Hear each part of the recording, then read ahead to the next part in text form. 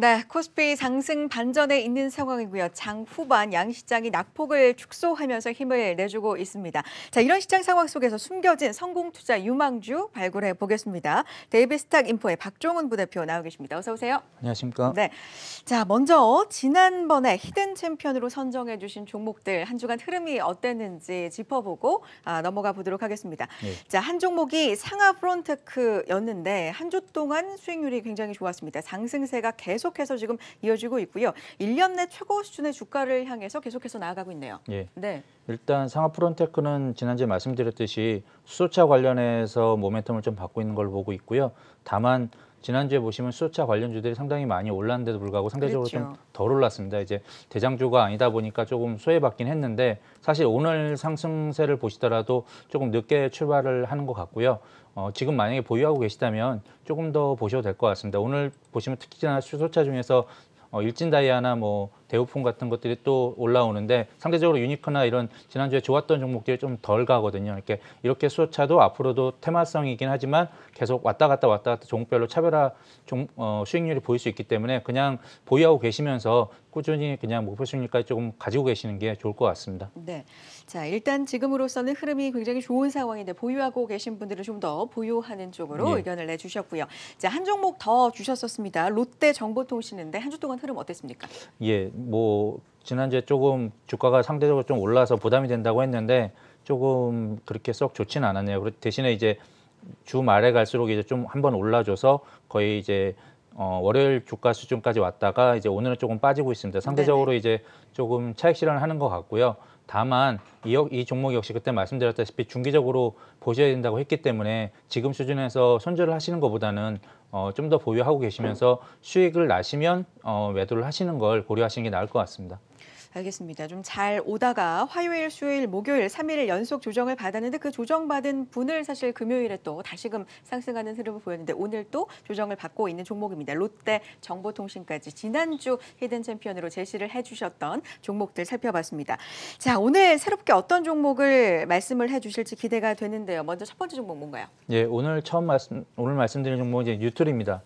그 건강식품 하는 회사인데요. 네. 작년 12월에 상장을 해서 잘 모르실 수 있습니다. 근데 이제 이 회사가 상당히 그 제품이나 이런 것들을 봤을 때 자체 브랜드도 한 5개 정도 가지고 있고 원료도 가지고 있으면서 신규 소재 파이프라인까지 한 10개 이상 갖고 보유하고 있어서 상당히 강소기업으로 분리되는데 우리가 이제 좀 아는 브랜드로서는 이제 에버콜라겐 좀 아실 겁니다. 홈쇼핑에서 판매되고 있는데 이쪽에 알고 계실 텐데 이 회사는 특히나 이제 피부하고 다이어트 쪽의 식품 쪽에 되게 강점을 가지고 있고요. 매출 비중도 피부 쪽에 한 40%, 다이어트 쪽에 40% 정도 갖고 있어서 상당히 이쪽에서 좋게 잘 사업을 꾸려가고 있는데 이제 주목해서 보실 점은 사실은 이제 건강식품 관련된 업체들의 주가가 실적은 항상 꾸준히 잘 올라오는데 항상 밸류에이션은 싸다 하고 재미가 없습니다. 근데 언제 봐야 되냐면 네. 갑자기 전년 대비해서 실적이 확 올라올 때 예, 물론 예를 들어서 한 20-30% 정도 성장하던 회사가 50-60% 성장할 때 또는 이제 그다음에 이제 바이오 업체들의 주가가 조금 재미가 없을 때 이럴 때 보시는 게 가장 적합하다고 보는데 지금 타이밍상으로 사실은 이 회사가 그런 타이밍을 가지고 있는 것 같고요. 네. 일단 그렇게 볼 수 있는 게 작년 대비해서 이제 올해 매출은 한 50%, 이익이 네. 한 60% 정도 성장할 걸 보고 있습니다. 그렇게 볼 수 있는 게 기존에 이제 제품들도 조금 기존의 자체 브랜드 제품들도 좀 좋아지고 그다음에 여기에 플러스해서 채널들도 좀 다변화되고 비중이 다변화되면서 상당히 실적이 좋아질 것으로 보고 있는데요.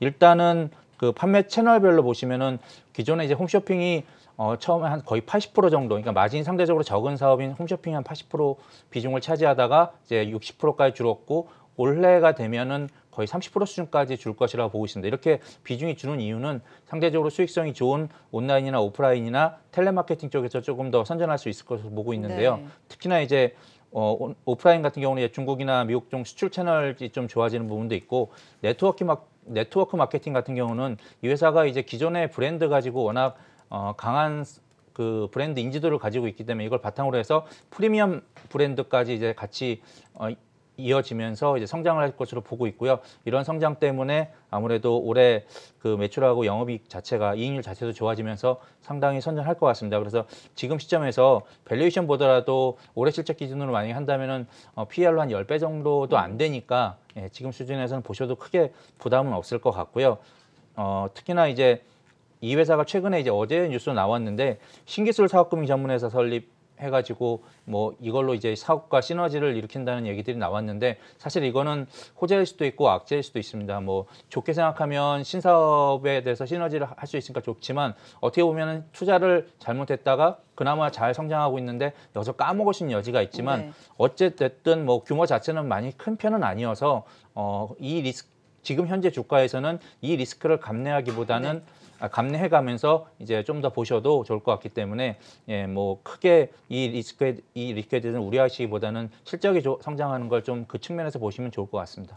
상장한 지 오래되지 않은 지난 연도 말에 네, 상장한 회사 뉴트리에 대해서 첫 번째 히든 챔피언으로 제시를 해주셨는데 저평가 투자 매력이 높다라고 말씀을 해주셨습니다. 그러니까 홈쇼핑 쪽에서 사실 많이 팔리는 것보다는 예. 채널이 좀 더 다양해져서 많이 마진이 남는 쪽이 좀 더 유리하다라는 얘기인데 예, 맞습니다. 올해는 그게 좀 밝다는 말씀이세요? 예, 그 홈쇼핑 아까 말씀드린 비중 자체가 네. 거의 뭐 80%에서 이제 30%까지 줄어드니까 상당히 많이 줄어들고 그 원인이 사실은 온라인이나 다른 채널로서 확대되는 부분들이니까 그러니까 그쪽이 더 잘 팔려야 사실 좋은 건데. 예, 그렇죠. 네. 이제 그런 모습들이 이제 실적으로 보일 수 있다는 거죠. 실적으로 이제 지금 올해가 시작되면서 이제 앞으로 수주 받아놓는 것이라던가 앞으로 활동할 것들을 보시면 예, 그쪽에서 조금 더 많이 나올 수 있을 것 같고 1분기 사실 1분기부터 조금 더 회사가 좋아할 수 있는 부분들이 있기 네. 때문에 이런 것들을 좀 중점적으로 보시면 좋을 것 같습니다. 알겠습니다. 첫 번째 종목으로 뉴트리 제시를 해주셨고요. 분석 내용 들어봤습니다.